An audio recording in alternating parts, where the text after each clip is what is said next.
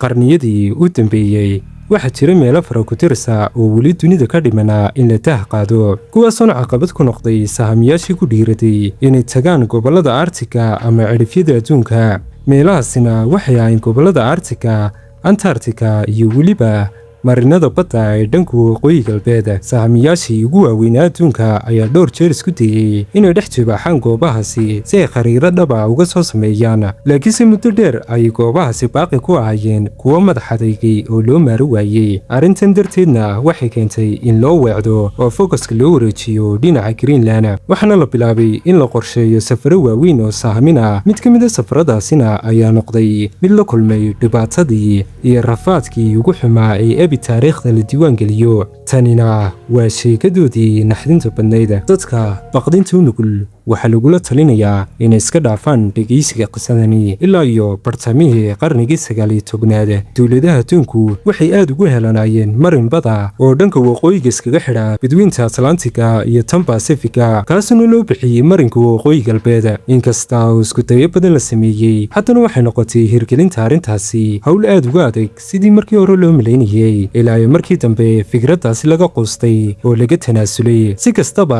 ha ahaatee, dadaaladaasi waxay sahamiyaasha ku sii riixeen oo ku abuureen xiiso iyo damac kale oo hor leh oo ah inay sii dhex muquurtaan sahaminta dhulalka qaboobaha daran ka jiro ee Artica. cidhifka waqooyi wuxuu dadka ku dhex lahaa xiisaan caadi ahayn, qof walbaana waxuu hamuun u qabay inuu ogaado waxa ka jira halkaasi. iyadoona baahidaasi haddaba laga jawaabayo ayaa safaro sahamina loo diray deegaanada aan la aqoon ee waqooyiga jasiiradda Greenland si loo baadigoobo darafka ugu shisheeya ee adduunka ama ugu sareeya. dalka Maraykankuna ma uusan dooninba inuu daawado ka aado dalalka kale oo hantiya sharafta iyo guusha tartankaasi. sidaasi daraaddeed sanadkii 1881 koongareeska Maraykanka ayaa ansixiyey sharci dhaqaale loogu qoondeynayo abaabulka safar sahamina, waxaana ku bixiyey lacag dhan $25,000 oo xilligaasi joogtay oo u dhigantay qiyaastii $750,000 ilaa $850,000 si muddo 2 sano ah xoog iyo indhaindhayn looga soo sameeyo gobolka qaboobaha daran ka dhaco ee Artica. xagaagaas waxaa amar lagu siiyey Safarkii Greely oo ahaa sarkaal ka tirsanaa ciidanka badda ee Maraykanku inuu hogaamiyo hawlgalkan weyn ee khatarta badan. Greely wuxuu ahaa nin reer Massachusetts, gaar ahaanna wuxuu ka soo jeeday magaalada Newbury ee ku taala gobolkaasi Massachusetts. markii uu ciidanka ku biiray, waxa uu darajooyinka ciidanimo ku helay dhabar adeegiisa iyo adkeysigiisa ilaa iyo heer uu ka gaadhay markii dambe sarkaal ciidan oo dhammaystiran, isagoona ciidamadiisa soo hogaaminayay intii lagu guda jiray dagaaladii ugu caansanaa ee dalka ka dhacay. intii uu ku jiray ciidanka militariga 2 jeer ay xabadi ku dhacday dagaalo kala duwan oo ka qayb qaatay awgeed. si ka duwanna saraakiil badan oo isku xil ahaayeen, Adolphus ma ahayn sarkaal ku xeel dheer qorshaynta dagaalada iyo xeeladaha goobta, balse wuxuu ahaa nin akhlaaq badan oo anshax iyo dhiiranaan aan gabasin lahayn ku hogaamiya ciidankiisa. marka laga hadlayo dhinaca geesinimada iyo hoggaanka, rag kale oo isaga ka fiican oo loo xil saari karaya safarkaasi way yaraayeen, laakiinse dhinaca aqoonta dhulka qaboobaha daran ee Artica, Adolphus muusan ahayn mid wax ku og oo aqoon u leh. si kastaba ahaatee, sida caadada ahayd, safarada caynkan oo kale ah militarigu umaysan arki jirinba khibrad la'aantaasi haysatay awgeed mid ka hor istaagi karaysa fulinta howlgal noocaasi oo kale ah. safarkan oo loo yaqaanay Safarkii Greely, militarigu waxa uu dejiyey dhowr ujeedo muhiim ah. marka hore waxay ahayd in cilmi baadhsiyo, xog ururin iyo indhaindhayn cilmiyeed laga soo sameeyo muddo dheer halkaasi. midda labaadna waxay ahayd in la yagleelo xarun cilmi baadhisa. tan saddexaadna waxay ahayd inuu Maraykanku gaadho meesha ugu fog ee waqooyiga adduunka ee loo yaqaano Farthest North, oo ahaa rikoodh cusub oo Ingiriisku hore u haysteen muddo 10 sano. 7 Luulyo 1881 shaqaalihii safarku waxay raaceen markabuu umi ku shaqeeya oo la odhan jiray Proteus, iyagoona ka ambabaxay saldhigga St. John's oo ku yaala jasiiradda Newfoundland, waxayna u jihaysteen dhinacaasi jihada waqooyi. markabkaas ayaa dhowr meelood ku sii nastay intii uu ku sii socday halkii loo qorsheeyey oo ahayd Lady Franklin Bay. goobtani waxay ku taalay darafka waqooyi galbeed ee ugu fogay Greenland. intii ay jidka ku sii jireen, waxay ku hakadeen jasiiradda Greenland, halkaasuna ka sii kaxaysteen dhakhtar iyo 2 nin oo aqoon u leh sida loo kaxeeyo gawaadhida barafka ee aydu jiito. sidaasi ayaanay tiradoodii guuda kooxdu ku noqotay 25 qof ka hor intaysan u ambabixin wejiga ugu dambeeya safarkooda. qiyaastii bil kadib markii uu ka soo baxay St. John's, markabkii Britisius waxa uu soo gaadhay Lady Franklin Bay. shaqaalihiina waxay turtadiiba bilaabeen inay dejiyaan 350 tan oo isugu jira raashin iyo agab kale. markii loo eego meeshay joogeen waxay qiyaastii 600 mayl ama 965 kilomitir u jireen meesha ugu soo dhow ay dad iyo nololi ka jirto. inkasta oo qorshu ah in xagaaga dambe loo soo diro markab saykale sida, haddana cimilada Artica ee aan la saadeelin karin iyo qalafsanaanteeda awgeed ma jirin wax damaanada oo lagu kalsoonaan karo. sidaasi daraaddeed kooxdu waxay ku khasbanaadeen inay qaataan wax kasta oo ay u baahan karaan muddo 2 sannadood ah si ay ugu diyaargaroobaan xaalad kasta oo timaada. ugu dambayntiina toddobaadyo markii lagu jiray dejinta rarka, markabkii Britisius waxa uu dib ugu laabtay St. John's. kooxdiina waxay bilaabeen dhismaha xaruntoodii cilmi baadhista ahayd. markii uu dhismuhu dhammaaday waxay u bixiyeen Fort Conger. markii ay hawsha dhismuhu soo afjarantayna kooxdu waxay galeen hawsha inay deegaanka ku hareeraysan. marka la eego saldhigooda ma jirin wax badan oo indhoogu arki karayeen. hal dhinac waxaa ka xigay baraf aan dhammaad lahayn, dhinaca kalena waxaa ka xigtay badweynta qabow ee aamusan. laakiinse markii ay bilaabeen inay safaro gaagaaban oo maalinlaha u baxaan, kooxda saamintu waxay la kulmeen qaar ka mid ah muuqaaladii ugu cajiibsan ee adduunka ku yaala. waxay arkeen dooxooyin biyo barafaysan dhex qulqulayaan, harooyin, buuro, gacmo badeedyo iyo jasiirado. wax walba oo indhahoodu qabteenna way diiwaan gelinayeen, xeebahana way cabirayeen oo khariirado ay ka samaynayeen. xitaa waxay heleen tuulooyin ay hore uga tegeen dadkii inuutka ahaa ee halkaasi ku noolaa muddooyin aad u dhaadheer ka hor, intii xubnaha ka tirsan kooxdu ay ku mashquulsanaayeen qorista iyo diiwaangelinta wixii ay arkeen. kuwo kalena waxay qaadanayeen cabiro la xidhiidha dhinaca cimilada iyo xaaladaha hawada. bilihii ugu horreeyey safarku waxa uu ahaa mid miro dhala. Adolphusna aad ayuu ugu niyadsanaa xogta iyo macluumaadka ay la laaban doonaan marka uu soo dhammaado safarku. dhowr bilood kadib jiilaalkii Artica ayaa soo galay bilowgii bishii Oktoobar. 15 bishana qoraxdu waxay dhacaysay markeedii ugu dambeysay iyadoo aan dib loo arki doonin muddo 137 maalmooda. si kastaba ahaatee mugdigaasi dheer midnii jebin kooxdii saaminta ahaa. tusaale ahaan say u xusaan maalinta ciidooda ee Thanksgiving ay u yaqaanaan, waxay halkaasi ka abaabuleen maalin u eg ciid iyagoona samaynaya dabaaldegyo iyo ciyaaro isku dhafan. dabaaldegyadaas waxaa ka mid ahaa tartano kala duwan oo lagu bixinayo abaalmarino ay ka mid yihiin midhaha u eg tufaax oo kale ee loo yaqaano foraskinka ee qasaacadaysan, tubaako iyo khamri. waxaa la qabtay tartanka orodka ee laashashka, tartanka orodka ee barafka dushiisa lagu ordayo ee kabaha barafka la xidhan yahay oo 100 mitir ah, iyo weliba xitaa tartanka toogashada qoryaha. nasiib darase markii ay bishii Disembar soo gashay, cimilada jiilaalku aad ayay u sii xumaatay, taasoo keentay in kooxdu ay muddo dheer ku xayirnaadaan gudaha saldhigga. fadhigaas iyo shaqo la'aantaasina waxay keentay in culays ku noqoto niyadda badmaaxinta. si kastaba ha ahaatee waxay halkaasi ku dhabar adeegeen bilooyinkii dhaxanta markii qoraxda Articuna ay dib u soo baxday bishii Maarso ee 882. kooxdu waxay aad ugu heelanaayeen inay dib ugu laabtaan hawshoodii saaminta. Adolphusna waxa uu markaasi qorsheeyey 2 socdaal oo kala duwan. mid waxa uu dhiibay Dr. Octavia Beefy, halka socdaalka kalena uu madax uga dhigay nin lagu magacaabi jiray James Lockwood. kooxda James waxay ku wajahanayeen xeebaha dhanka Greenland xiga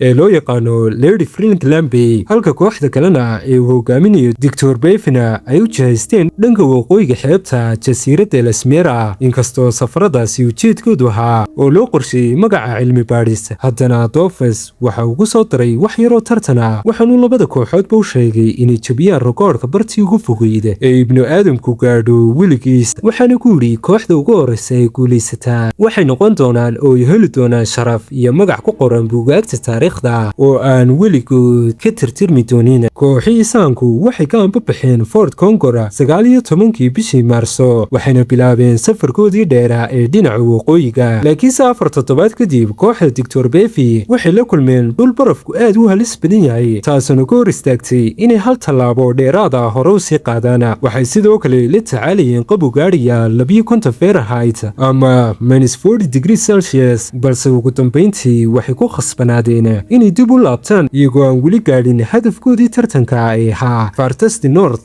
waqooyiga ugu fogay adduunka. balse kooxda James watay iyagu waxay noqdeen qaar hore u sii socday. 13 bishii May ku dhowaad 2 bilood kadib markii ay safarka bilaabeen waxay gaadheen oo ay dhaafeen halkii uu ku ekaa rikoodhkii hore loo dhigay, taasoo ka dhigtay midkay gaadheen rikoodhka cusub ee dunida u yaala oo ah barta ugu fogay abad dunida la gaadhay. runtii waxay gaadheen meel 4 meel ka shishaysta meeshii hore u yaalay rikoodhkii ay dhigeen Britishku. ugu dambayntiina 1 Luulyo kooxdii hore safarka iskaga soo laabtay waxay indhooda ku arkeen James iyo kooxdiisii oo dib ugu soo laabanaya saldhigga guulna sida xilli ay weliba soo dhoweyd imaatinka markabkii saayida waday oo la filayay imaatinkiisa maalin kasta.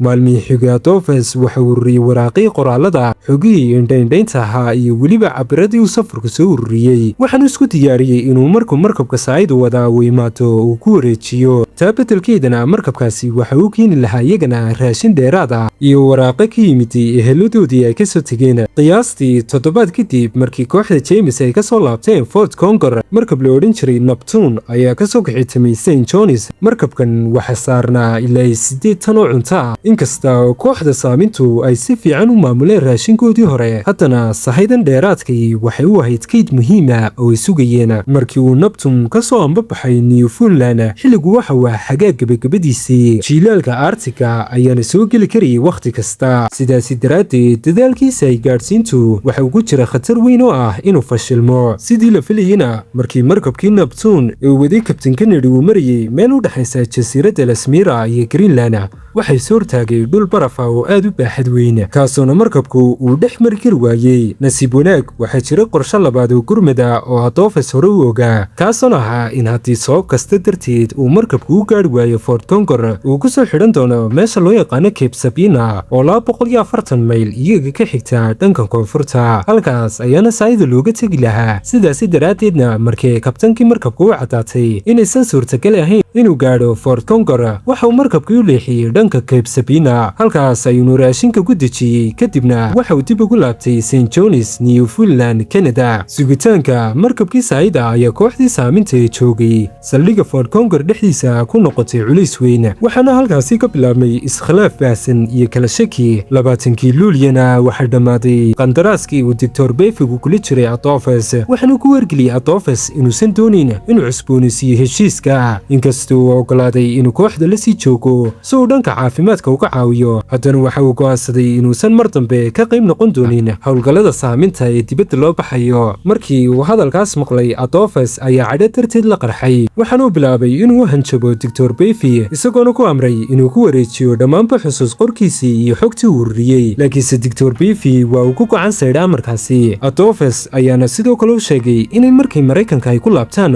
uu wajihi doono maxkamad military. Adolphus ahaana inuu dhakhtarku diido sii wadista Saaminta waxa uu la mid ahayd askari furinta dagaalka isaga baxay. nasiib darase kani waxa uu ahaa bilowga dhibaatooyin badan oo isbiirbiirsaday oo markaasi kooxda Saaminta soo wajahay. markii la gaadhay bishii Augusto, kooxdu waxay dhab ahaan u yaqiinsadeen in markabkii saayidu uusan marnaba soo gaadhi karin, maadaama uu wakhtigu aad u sii fogaaday in luglugu tagana Cape Sabina oo 240 mayl u jirtay. si ay saayida u soo qaataanna waxay ula muuqatay hawl aan marnaba suurtagal ahayn. isla xilligaasina waxaa bilaabmay jiilaalkii saddexaad ee ugu soo galay Artica. inkasta oo xaaladdu u ogolaatay kooxda inay sii wadaan Saaminta iyo xog ururinta, haddana muddada dheer ay meesha ku go'doonsanaayeen ayaa raggii ka dishay niyadda. maalin kasta waxay u ekayd uuntii horoo kale, mugdiga jiilaalkuna waxa uu muuqday mid aan dhammaan lahayn. waxa uu ahaa run ahaantii mid aad u niyajo badan.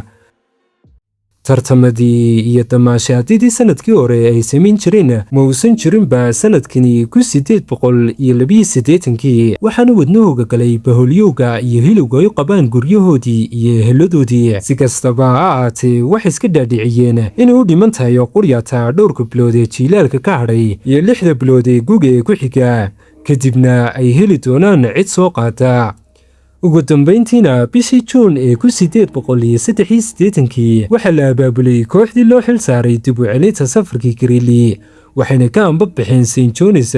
markabkuna waxa uu ahaa markabkii British oo hogaaminayay nin lagu magacaabi jiray Ernest Garlington oo ka tirsanaa ciidanka badda ee Mareykanka. waxaana la yaab leh in sidii Adolphus oo kale uusan Ernestna wax khibrad u lahayn dhulka qaboobaha daran ka dhaco ee Artica. muddo bil ka yar gudaheedna khibrad la'aantaasi haysatay awgeeda waxay sababtay oo horseetay musiibo ba'an. 22 Luulyo xilli uu markale xagaaga deegaankaasi sii dhammaanayay markabkii Britishiyos waxa uu soo gaadhay gacanbadeedka Smithson oo in yarun koonfurta ka xiga jasiiradda Beam Island. markabkii Britishiyos waxa uu ku soo beegmay dhul barafa oo aad u baaxad weyn sidii ku dhacdayba markab hore oo la odhan jiray Neptune oo kale. Ernest oo aan aqoon dhab u lahayn awoodda markabka iyo qudraadkiisu intuu gaadhsiisan yahay ayaa isku dhex tuuray barafkii oo dhex muquurtay. maadaama uusan markabku u dhisnayn inuu jajabiyo lakabyada barafka ee waaweyn waxa ugu dambayntii ku dhex xayiirmay qabowgaasi daran dhexdiisa. isla markiiba barafkii ku hareeraysnaa afka hore ee markabka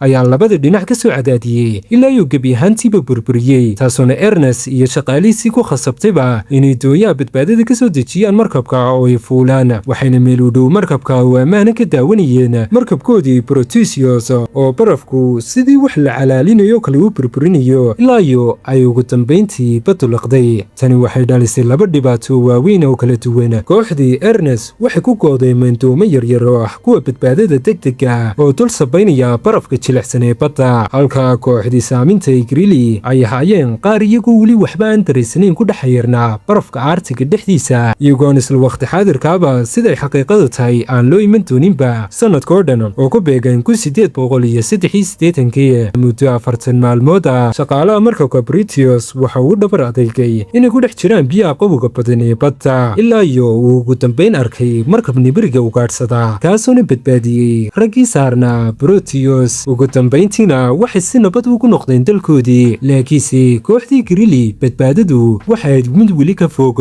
horaantii bishii August ee 1883 Adolphus waxa uu garwaaqsaday inay wuxuu khaldan yihiin maadaama oo ay cidba soo gaadhi weyday. arrintaasina waxay gelisay xaalad aad u quusa. raashinkii ay 2 sano ka hor soo qaateenna qarka ayuu u saarnaa inuu ka dhammaado, isaguna weli kooxda qayb ka mid ah umuusan dirin Cape Sabine si ay u soo qaadaan sahaydii markabkii Neptune halkaasi kaga tegey. laakiinse mar kale safarku wuxuu fursad kale oo gurmada ka helay qorshe hore loo soo dejiyey kahor intaysan Adolphus iyo kooxdiisii watay aysan u soo ambabixinba St. John's sanadkii 1881. militarigu waxay ku amreen in haddii aan la soo doonin ilaa bishii Augusto ee sanadka 1883 ay u dhaqaaqaan dhankaas iyo koonfurta oo ay gaadhaan dhinacaas iyo Cape Sabine, halkaasuna markab gurmada uu kula kulmi doono. sidaasi daraaddeed iyagoo wata wixii sahaya ee yaraaye u hadhay, Adolphus iyo 24 nin kale kooxda ka tirsanaa waxay raaceen doomo yaryar iyagoona ka soo ambabaxay Fort Conger 25 August oo ku beegan qiyaastii 2 toddobaad kadib markii ay ka soo ambabaxeen saldhigga. waxay soo gaadheen jasiiradda Washington Irvine, taasoo ku taalay qiyaastii inta ka dhexle Fort Conger iyo Cape Sabine. xeebta jasiiraddaasina waxay si lama filaan uga heleen kayd sahaya, laakiinse nasiib darro markii ay si fiican u baadheen waxay ogaadeen inay tahay sahay tuuga oo safar hore oo Ingiriisi uu halkaasi kaga tegay muddo aad u dheer ka hor. cuntadoo dhanna waxay ahayd mid quruntay oo caariyeysatay. sidaasi daraaddeed markii ay muddo kooban jasiiradda ku nagaadeen, kooxdii Sahaminta ahayd waxay sii wateen socdaalkoodii ay ugu socdeen dhankaas iyo koonfurta. maalin kasta oo sii socdeenna raashinkooda waxay u qaybsanayeen oo u cunayeen si ka yar sidii hore ugu isticmaali jireen. ha ogaadaan ama yaysan ogaane, mintani waxay u sii dhoweynaysay khatarta dhabta ay ka mid tahay nafaqo xumada iyo gaajada ba'an. waxaase uu ka sii diray xaalkoodu 10 Sebtembar markaasna doomiyii yaryar ay wateen ay kaga dhex xayiirmeen barafka dhexdiisa. tani waxay ku khasabtay inay dooniyii yaryar isaga degaan kana dul dhistaan markaasi barafka weyn dushiisa taandhooyinkoodii, iyagoona dhab ahaantii waxa keliya ay rajaynayeen u ahaa in lakabkaasi barafkayhi uu la sabayn doono dhinacaasi Cape Sabine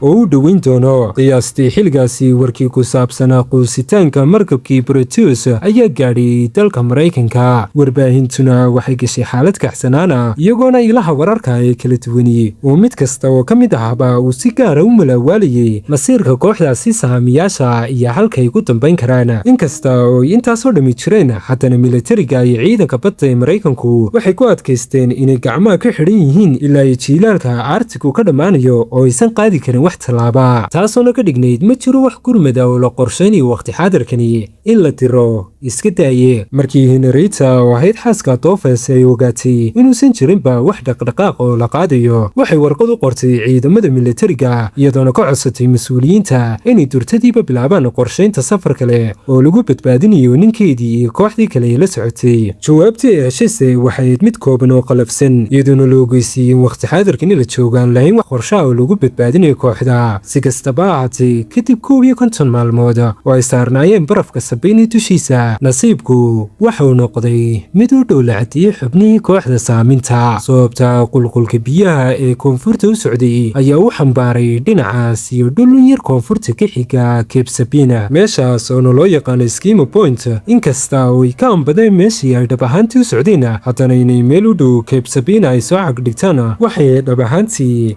mid ay ku yeesheen nasiib weyn, sidii ay sameeyeenba markii ay soo gaadheen Lady Franklin Bay oo kale. kooxdu waxay markiiba dhexda u xidheen inay dhistaan hooy ay ka galaan dhaxanta. markii samaynta hooygaasi uu dhammaadayna waxa uu xulay 2 nin si ay dhanka waqooyiga ugu lugeeyaan ilaa ay ka gaadhayaan Cape Sabina, si ay u soo guraan sahayda hordhaca iyo kaydka uu ka filayey inay halkaasi uga tegeen maraakiibtii Neptune iyo Proteus. laakiinse si la yaab leh 2 maalmood kadib raggii waxay dib ula laabteen oo qura 2 qoraal ay ka tegeen labadii kabtan ee kala waday labada markaba. warqadda hore waxay ahayd mid uu qoray Ernest oo Adolphus ku ogeysiinayo in markabkii Proteus soo quusay, dhammaanba sahaydii saarnaydna ay baddu liqday. warka kale ee ka sii naxdinta badnaa midkaasi waxuu ku qornaa qoraalkii markabkii Neptune ka tegey, kaasuna sheegayay in markabku uu halkaasi ku soo tuuray quryaata qayb yaroo raashina, inkastoo 8 oo loogu talagalay kooxdan go'doonsan cuntadaas. haddaba markii Adolphus uu xisaabiyey waxa u soo baxday inay ku filan tahay oo quryaata muddo dhowr toddobaad oo keliyaata. inkastoo ay aad u yarayd haddana wax la'aanta way u dhaantay, maadaama ay ahaydna goobtii lagu ballamay in laga soo qaado kooxda Sahamintu. waxay go'aansadeen inay halkaasi u guuraan isla markaa ay cimiladu u saamaxdo. 2 toddobaad kadib 12 Oktoobar 1883 Adolphus ayaa ku amray inay raartaan xerooyinkooda una dhabaraday dabaylaha iyo barafka si ay ugu guuraan oo ay u gaadhaan Cape Sabina. hadafkiisu waxa uu ahaa inuu xal u helo siduu cuntada dhowrka toddobaad loogu talagalay uu ku gaadhsiin lahaa dhowr bilood ilaa ay laga gaadhiyo xilliga guga oo ay fududaanayso in la ugaadhsado libaax badeedada. laakiinse ilaa iyo wakhtigaasi laga gaadhiyo fursadaha ay cunto ku heli karayeen waxay ahaayeen oo quryaata kuwo aad u yaraa. xaqiiqdii bishii Oktoobar weli umaysan dhammaanba markii raggaasi soo wajahday dhibaato iyo silic baan, kadib markii raashinkii ay maalinka cuni jireen aad loo sii yareeyey. qaar ka mid a raggii ayaa gaajo darteed waxay bilaabeen inay cunaan buskudka eyda loogu talagalay. markii ay bishii Noofembar bilaabantayna cuntadii loo qorsheeyey inay gaadho bisha Maarso waxay u muuqatay inay tahay mid dhowr maalmood oo quryaata ay ka hadhsan tahay. iyagoo quus taagan ayay haddana ku qasbanaadeen inay safar galaan xilli ay cimiladu ka sii darasay. qoraal uu Ernest kaga tegey Cape Sabina wuxuu ku tilmaamay 3 goobood ay ku kaysan yihiin sahay ay hore uga tegeen safar hore Ingiriis ah, kuwaas oo ay shaqaalihiisu soo heleen xubno ka tirsan Safarkii Greely oo ay horkacayeen 2 nin oo lagu kala magacaabi jiray George Rice iyo Joseph Ellison oo ay wehelinayaan dhowr nin oo kale ayaa markaasi u anbabaxay dhinaca koonfurta, iyagoona rajaynaya inay soo heli doonaan sahaydaasi ay sida baan ugu baahnaayeen. maalmihii xigay oo dhan kooxdu waxay dhex lugeynayeen 30 mayl oo u dhigantay qiyaastii 48 kiilomitir oo baraf iyo dhaxan dhuuxa duloolinaysa si ay u gaadhaan mid ka mid ah kaydadkii uu Ernest u tilmaamay. sahayda ay halkaasi ka heleenna waxaa ka mid ahaa 4 sanduuq oo hilib qalalana. hilibkii ayayna soo gurteen kooxdii waxaynu la soo kici timeen dhinacaasi waqooyiga. laakiinse intii jidka ku soo jireen Joseph Ellison waxa lugaha ka cunaya makaragaadii barafka ilaa uu gaadhay heer uusan tallaabo hore u qaadi karin. tani waxay ku khasabtay raggii kale inay soo xambaaraan halka George-na uu hore ugu sii cararay dhinacaasi saldhiggoodii si uu gurmad dheeraada u soo kaxaysto. laakiinse arrin naxdin leh ayaa jirtay taasoo ahayd in Joseph lugihiisa iyo fariisu barafku si xun uga ragaadiyey ilaa iyo heer ay hubaa lahaydba in laga goyn doono gacmaha iyo lugahaba xitaa hadduu badbaado. laakiinse si kastee haataba Joseph waa u dhabar adayga xaaladaasi waxaana si nabada lagu gaadhsiiyey Cape Sabina. intii uu jiilaalku sii socday oo dhan weli wax gurmada oo la hadalay muusan jirinba inuu soo gaadho iskabadaaye. Henrietta oo sidaynu hore u soo sheegnayba ahayd xaaska hogaamiyaha safarka ayuu samarkii ka dhammaaday, waxayna arrinta ula tagtay warbaahinta. wariyaashuna waxay u oomanayeen inay faafiyaan cabashada iyo eedeymaha Henrietta. haddaba markii ay sheekooyinkaasi iyo wararkaasi ay dunida dacaladeeda ku baaheen, waxay ku khasbanaatay dowladda Maraykanku inay tallaabo qaato. bishii Disembar, wasiirka gaashaandhigga iyo madaxweynaha ayaa bilaabay diyaargarowga iskudagii labaad ee badbaadinta Safarkii Greely. markii ay bishii January soo gashana, qorshihii gurmadka ayaa gebi ahaanba ahaa mid diyaarsanaa. waxa keliyaatee dhibnaana waxay ahaayeen in koongaresku ansixiyo miisaaniyadda loo isticmaalayo howlgalka badbaadinta. warbaahintu si weyn bay u taageertay qorshaha, dalkoo dhanna waxaa lagu daabacay muuqaalo lagu dhiirigelinaya soo jeedintaasi. laakiinse sida inta badanba dhici jirtay, qorshihii ayuu dibidhac ku yimiday. golaha wakiilada ayaa si degdeg oo isku mid u ansixiyey lacagtii la codsaday, balse aqalka sare ayaan marnaba u degdegin wax ka qabashada sharcigaasi badbaadada. 3 toddobaad oo isjiidjiida iyo khilaaf siyaasadeeda ayaa ka dhex qarxay koongareska, isagoona sharcigiina meelna u dhaqaaqi waayey. xaaladdu waxay gaadhay heer madaxweynuhu soo fargeliyo, isagoona si dhab ugu codsaday aqalka sare inay dedejiyaan go'aanka. ugu dambayntiina markii dhinaca la iska dhigay ismuujintii iyo siyaasaddii, aqalka sare ayaa bixiyey ogolaanshiyaha lacagtii. laakiinse nasiib darro weyn ayaa dhacday xilli siyaasiyiintu ay isku haysteen kharashka ku baxay badbaadinta. kooxdii Greely waxaa ka geeriyooday qofkoodii ugu horreeyey, kaasoona ahaa Sir John William Cross oo dhintay 18 January 1883, isagoona u dhintay nafaqadaro xun iyo cudurka skarfiga loo yaqaano ee ka dhasha fiitamiinsin la'aanta xooggan. intaasi kadib, maalin kasta Dr. Beefy waxa uu subax kasta eegi jiray afka nin kasta oo ka mid a kooxda si uu uga baadho calaamadaha cudurka. geeridii u horeysay kadib, waxay galeen toddobaadyo ay raashinka sida maalinlaha ay cunaan uusan xitaa buuxin karinba sacabka gacanta. inkasta oo ay taasi jirtay, haddana intii kale ay kooxda saaminta ka soo hadhay waxay u dhabar adeegeen jiilaalkii, waxayna soo gaadheen bishii March ugaadhsigii ay ugaadhsanayeen weli muusan ahaynba qaar ay wax ku heleen. sidaasi daraaddeedna raggu waxay bilaabeen inay dabin ku qaqabtaan aargoosatooyinka aadka u yaryar. yaraantoodana waxaad ku garanaysaa qiyaastii 1500 oo xabbo ay ku qaadanaysay inay ku buuxiyaan hal koobo quryaata. kadib habeenkii 24 Maarso, dhibaatada haysatay kooxdu waxay gashay marxalad aad u cakiran. laambad shidaal ku shaqaynaysay ayaa gudaha taandhooyinkooda ku soo diisay qiiq sumaysan, taasoona keentay in qaar ka mid a raggii ay durtadiiba miir beelaan. heerkulka bannaanka oo ahaa qiyaasii -32 centigrade ayay haddana kooxdu waxay ku khasbanaadeen inay taandhooyinkooda ka cararaan, iyagoona keliyaata markaasi xidhan wixii ay markaasi xidhnaayeen si ay dibadda ugu sugaan markaasi inta uu qiiqu ka baxayo. kala firidhkaasi waalida ay kaga soo baxeen taandhadu wuxuu sababay inay ka dhalato jahwareer iyo argagax weyn. qalalaasahaasi dhexdiisa, askari la odhan jiray Charles Henry ayaa fursaddaasi ka faa'iidaystay, isagoona uga faa'iidaystay raashinkii yar ee kooxda u hadhay inuu ka cuno oo uu ka xado cad weyn oo hiliba. waxa keliyaata ee arrintaasi lagu ogaadayna waxay ahayd kadib markii uu soo mantagay hilibkii uu xaday. xilligaasi wixii ka dambeeyeyna il gaara ayaa lagu hayay oo si adag ayaa cuntada looga ilaalin jiray. nasiib darase 5 Abriil, 2 xubnood oo kale oo ka tirsanaa kooxda ayaa u dhintay gaajo darteed. maadaama uu gugii Artigu qarka u saarnaa inuu soo galo, Adolphus waxa uu dareemay inay habboon tahay inuu raggiisa marka loo diro baadigoobka kaydadka kale ee cuntada ay hore loogu sheegay. markii George iyo Joseph iyo kooxdii yareed ay hogaaminayeen ay u soo anbabaxeen bishii hore ee Noofembar si ay ugu soo qaadaan 4 sanduuq hilibka qasaacadaysana dhankaasi Cape Sabine, waxay la kulmeen mushkilad maadaama uu Joseph barafka si xun u ragaadiyey.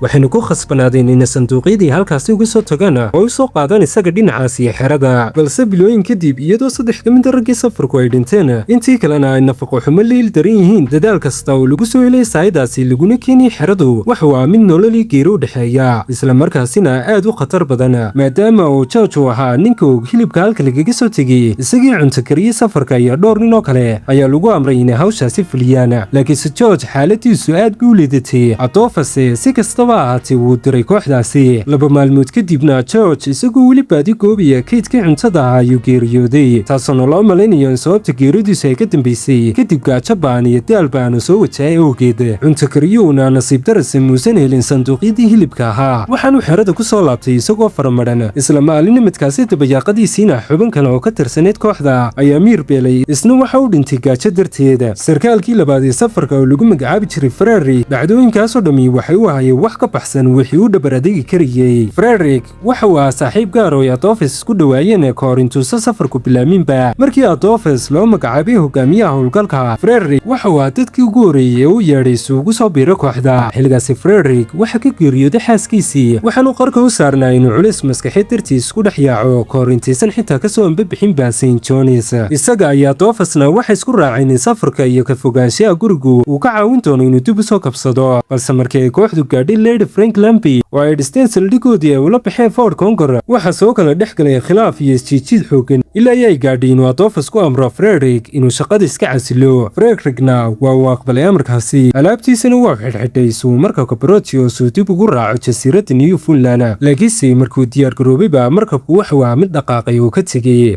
geeridii xaaskiisa, saaxiibtinimadii Adolphus ee xumaatay, iyo weliba sanadihii uu Artica dhex fadhiyey isagoo aan waxba qabanin, iyo rajadii badbaadada ee sii dhimanaysay ayaa ku noqotay culays uusan xamili karin. waxaase dhabarka sida xun uga jabiyey ayaa markii cunto kariyey kooxdu uu ku soo guuldaraysay inuu soo helo keydkii cuntada ay xerada loo soo qaadi lahaa. tani waxay keentay in Frederick uu gebi ahaanba waasho. wixii intaasi ka dambeeyeyna la hadalkiisu waxa uu noqday mid aan macquul ahayn, maadaama uu hadli jiray wixii intaasi ka dambeeyeyba sida carruurta yaryar oo kale. iyadoo haddaba ay xaaladdu dhab ahaantii ku xun tahay kooxda oo aan war iyo wacaaltano loo hayn, ayaa koox gurmada oo ka kooban dhowr markab ay ka soo anbabaxeen New York iyagoona ku soo jeeda dhankaasi Artica si ay u sameeyaan iskudaygii ugu dambeeyey ay ku badbaadin lahaayeen. markii bishii Abriil ee 1884 ay dhammaatay, Cape Sabine xaalkeedu waxa uu ahaa uun mid ka sii darayay maalba maalinka ka sii dambeeya. mid ka mid a raggii Ingweedska ay kaxayn jiray qalabka barafka ee u jeedana ayuu barafkii la dilaacay isagoo ugaadhsanaya libaax badeed. kadibna halkaasi ayuu ku qarqoomay. Charlesna mar kale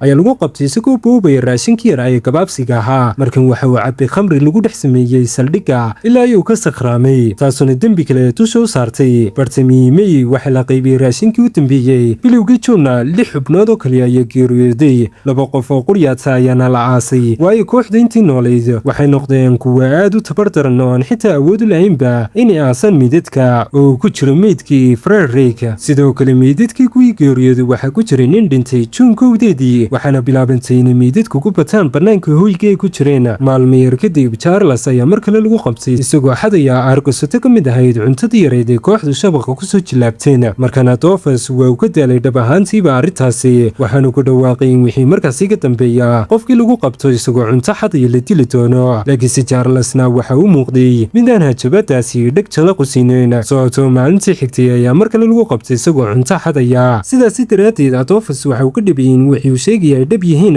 waxaanu qabtay Charles, waxaanu la tegay meel ka fog hoygoodii, dabadeedna rasaas ayuu ku dhuftay ilaa iyo ka dhintay. habeenkaas 2 xubnood oo kale oo safarka ka mid ah ayaa geeriyooday, taasuna tiradii kooxda ka dhigtay wax ka yar kala badh intii ay markii hore ahaayeen. toddobaadii kadib waxaa noolaayo keliyaata 7 qof. xaaladuna waxay gaadhay heer aad u daran. waxay bilaabeen inay cunaan cawska dhagaxa ka dulbaxa, shumaca iyo weliba xitaa saxarada xoolaha si dhowr daqiiqo uga nastaan xanuunka gaajada. laakiinse nasiib wanaag gargaarka ayaa soo dhowaa 22 Luulyo iyagoo dhex jiifay hoygoodii kuna sugay geerida ayuu si lama filaan jawigii aamusnaanta uga baxay. waxaana la maqlay codka mara adag oo la jarayo. markii xigtana iftiinkii maalinimadka ayaa gudaha ugu soo galay raggii ilaa ay ku sigteen inuu indhaha tiro. Adolphus ayaa madaxa yar kor u soo qaaday isagoo indhaha isku ururinaya si uu wax uga arko baldaloolada taandhada. daldaloolada marada ayuuna ka dhex arkay wejiyada raggii gurmadka ahaa. intaasi kadibna waxay heleen jidkii ay dib ugu laabin lahaayeen guryahoodii. laakiinse imaatigii gurmadku kuma uusan soo beegminba xilli fiican siday hore u filayeen markoodii horeba. Adolphus ayaan isagoo raggii soo badbaadiyey la hadlayay ku yidhi, haa waana kan, waxaanu u dhimananaa sidii rag oo kale. intaas kadibna madaxii dib loo noqday. mid kale oo raggii badbaadi ka mid ahaa ayaa keliya taahay isagoona codsaday in faraha laga qaado si uu si nabada ugu dhinto. dhakhtarkii iyo shaqaalihiisii gurmadka ayaa markaasi mid u hubiyey raggii badbaadiyey. waxayna arkeen inay aad u dhudhuubnaadeen ilaa ay laf iyo maqar ay ka noqdeen. qof kastaana waxa uu dhimashada u jiray qiyaastii 48 saacadood oo quryaata. intii ay qaar ka mid a kooxda gurmadku ay ragga badbaadi saarayeen maraakiibta, qaar kale waxay ku mashquulsanayeen ururinta meydadka yaalay hoyga bannaankiisa iyo qodista kuwii hore loo aasay. ugu dambayntiina 23 Juun oo ku beegan muddo sanadana kadib wakhtigii markii hore looga fadhiyey inay soo laabtana ayay kooxdii Greely ka amba baxeen dhulka qaboobaha Artica. intii lagu guda jirana safarkii dib loogu laabanayay dhinacaas iyo jasiiradda weyne Newfoundland, dhakhtarkii gurmadka la socday waxa uu go'aamiyey in Joseph loo sameeyo qaliin degdeg ah si labada lugood looga gooyo. lugaha waxaa kaga dhacay qudhun aad u daran kadib markii uu barafku ka ragaadiyey, waxayna dhacday midaasi kadib markii safarkii isaga iyo George ay ku dooneen kaydka cuntada. keliya kama uusan badbaadinba dhibkaasi waxa uu dhabar adeegay inuu noloshaasi ku sii noolaado, laakiinse nasiib darase naftu waxay kaga baxday kahor intuusan markabku soo gaadhin dekedda St. John's. sababtoo ah qaliinkii markabka dushiisa lagu sameeyey ayuu xamili waayey jidhkiisii. markii uu dhimanayena miisaankiisu waxa waayo keliyata qiyaastii 35 kiilo quryaata. isla markii uu markabku ku soo xidhayna dekedda, warkii guusha ku saabsanaa badbaadinta raggaasi ayaa durtadiiba dunida ku baahay. kowdii bishii Augusto 60 nin ee badbaaday waxay gaadheen gobolka New Hampshire, halkaasna si heer sare ah loogu soo dhoweeyey sidii geesiyaal dalkooda u soo halgamay oo kale. sheekada badbaadintoodii mucjisada ahayd waxay ahayd mid dadkoo dhan soo jiidatay oo ay aad u hadalayeen, laakiinse farxaddii lagu soo dhoweeyey ayaa durtadiiba isku beddeshay naxdeen kadib markii ay soo baxeen hadalhayno iyo shakiyo ku saabsan waxyaabihii sida dhabta ahaa uga dhacay Cape Sabine. shakiyadaas ayaana sababay in meydkii Ferrari qabriga dib looga soo saaro kadib dhowr maalmoodin kadib markii lagu aasay magaalada Rochester. markii laga soo qaadina Cape Sabine meydkiisa waxaa lagu soo duuduubay oo quryaata maro,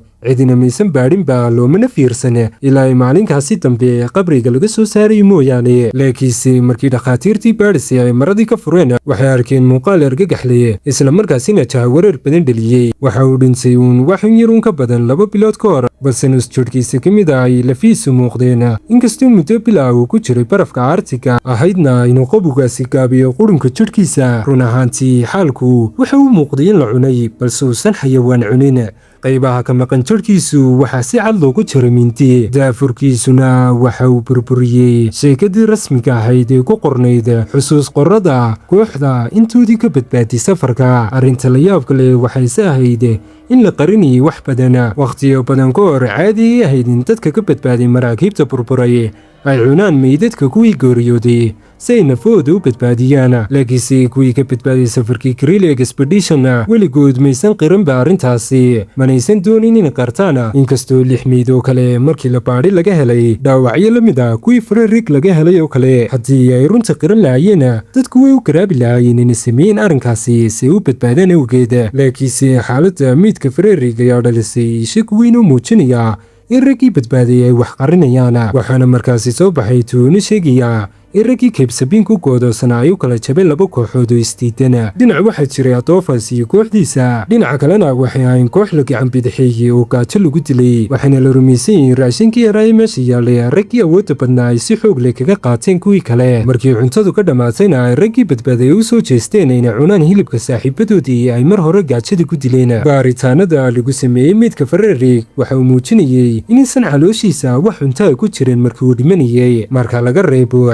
yaro maqaar libaax badeed ah oo aan dheefshiidmin oo ku jiray mindhiciradiisa. iyadaa way taasi jirto, haddana raggii badbaaday waxay xilligaasi sheegeen inay weli awood u lahaayeen in waqti xaadirkaasi ay aargosatooyinka yareer ka soo dabtaan badda. si kastaba ahaatee Adolphus iyo raggii la socday waxay si adag u beeniyeen eedeymahaasi, inkasta oo ay jireen caddaymo ka hor imanaya hadalkooda, balse iyadoo midaas oo dhan jiraan ilaa si rasmiya looma xaqiijin tuhunka in raggii meesha ku xayirnaa ay dhab ahaantii u kala jabeen 2 qaybood. shaki kasta oo ka dhashay arrinta kooxda ka badbaaday safarku waxa uu sii jiray oo quryaata uun muddo kooban. Adolphusna waxaa la guddoonsiiyey biladda ugu sarraysay geesinimada ee koongareeska dalka Maraykanku bixiyo ee loo yaqaano Medal of Honor, wax yaroon ka hor geeridiisii oo ku beegan sanadkii 1935. haddii aad ilaa halkan nala soo gaadhay aad ayaan kaaga mahad celinayaa daawashada muuqaalkan. maxaad jeclaan lahayd inuu noqdo muuqaalka xiga? barta kommentiga nagula wadaag fikirkaaga.